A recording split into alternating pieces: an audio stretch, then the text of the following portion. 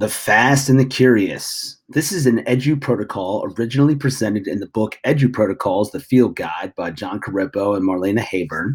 And this slide deck is originally from Ben Cogswell, but this is a tool to really address some of the issues within a classroom that's going to allow you to replace a lot of the repetition, especially repetition in homework, and also try to create more time in your school day, even school week, to do other things and plan for better things, the Genius Hour, the PBL project, or whatever you have been putting off because you feel you're constrained by time. This should help you do that. And to layer it all in there, we're going to do a ton of feedback with kids, which we know is brain friendly. So, what is the issue we have to address? Well, let's not forget the forgetting curve.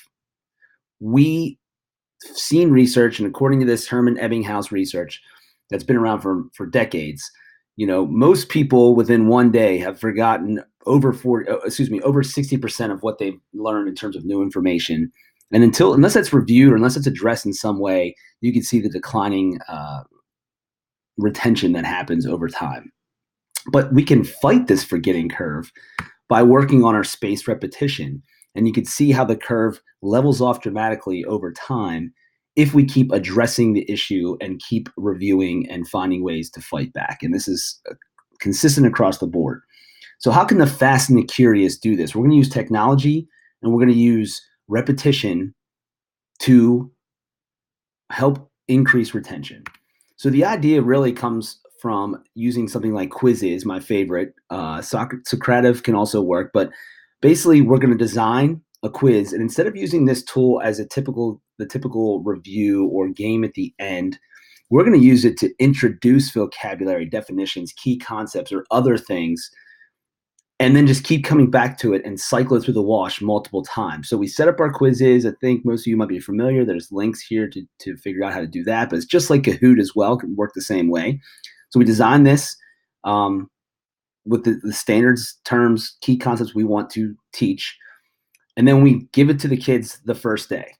We give it to them, and nothing occurs with pre-teaching. It's all brand new. The kids will struggle. Struggle is good for the brain. We go through that first round. We get the feedback reports, and we immediately begin teaching off what they did poorly upon. If they all do well, or most kids do well on certain questions, we can skip it. They know it, right?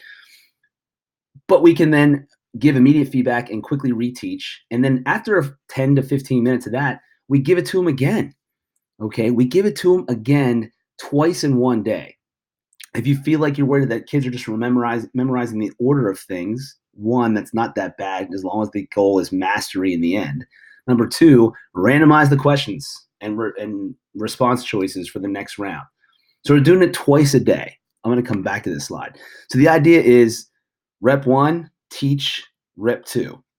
Come back the next day, same one. Let's set goals. Maybe we could be 5% higher. Round one, teacher feedback. Round two, come back, same exact thing again. Round one, teacher feedback. Round two. By days 4 and 5, maybe we are done. If we have the whole class at 100%, if the whole class is at 95%, we can be finished. We can do something else. We have time in our day now. So are you prepared to give a grade to everyone? What if we give 95% to everyone if the class average is 95%? One way or the other, we are using a maximum brain activity with minimal time. So I know that most of you are coaches listening to this right now, but working with your teachers, maybe there's better ways to fit this in, and we can relieve the pressure and stress off of teachers, increase their feedback, and allow them to have more time to do other things they really want to do that we know will benefit education, will benefit our students, and keep them engaged throughout the week as we have these long, winding weeks that go through our school year sometimes. So I hope you enjoyed the Fast and the Curious. The book Edu Protocols is a great tool to use. I highly recommend it, and I can't wait to see what you create.